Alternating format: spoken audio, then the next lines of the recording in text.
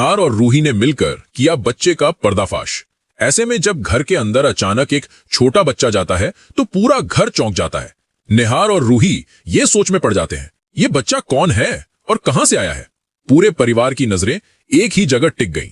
दरवाजे पर खड़ा एक छोटा बच्चा, 6-7 साल का, लेकिन चेहरे पर अजीब सी सन्नाटा, आंखें बिल्कुल काली और मुस्कान कुछ रहस्यमयी। रूही चौंक पड़ी। निहार आगे बढ़ा और बोला, तुम कौन हो और घर में कैसे आए? लेकिन जवाब देने की जगह वो बच्चा अचानक दौड़ कर आया और निहार की टांगों से कसकर लिपट गया।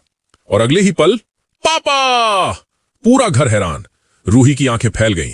निहार के चेहरे से रंग उड़ गया। वो बोल ही नहीं पाया, बस बच्चा उसे पकड़े रहा जैसे सालों से उसी का इंतजार कर रहा हो। दादी सबसे पहले आगे आई। उनके चेहरे पर गुस्सा और डर दोनों साफ नजर आ रहे थे। दादी ने बच्चे का हाथ पकड़कर उसे निहार से अलग किया और सख्त आवाज में बोली, ये क्या बकवास है? तुम कौन हो और मेरे पोते को पापा कैसे बोल रहे हो? बच्चा दादी को घूरने लगा, जैसे उनकी आवाज उसे पसंद नहीं आई। दादी ने रूही और निहार को देखते हुए कहा, निहार, मैं इस बच्चे को अभी बाहर छोड़ के आती हूं। घर में ऐसे अजीब बच्चों को जगह नहीं देते। और बिना किसी और बात के दादी बच्चे को खींचकर बाहर ले जाने लगी। लेकिन तभी बच्चे के चेहरे पर गुस्सा उतर आया। उसकी आंखें और गहरी हो गईं और फिर उसने अचानक दादी के हाथ पर जोर से काट लिया। दादी दर्द से चिल्लाईं। बच्चा भागकर फिर से निहार से लिपट गया और गुस्से में चिल्लाया, पापा, ये बुढ़िया मुझे आपसे अलग करना चाहती है, मुझे घर से निकाल रही थी। पूरा माहौल भय और सवालों से भर गया।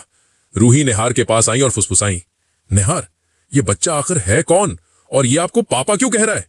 निहार खुद सदमे में था। उसके दिमाग में सवालों का तूफान चल रहा था। वो बोला, मैं इसे नहीं जानता। घर में खामोशी फैल गई और अब सवाल हवा में तैर रहे थे। ये बच्चा आखिर है कौन? क्या इसका सच निहार के अतीत से जुड़ा है?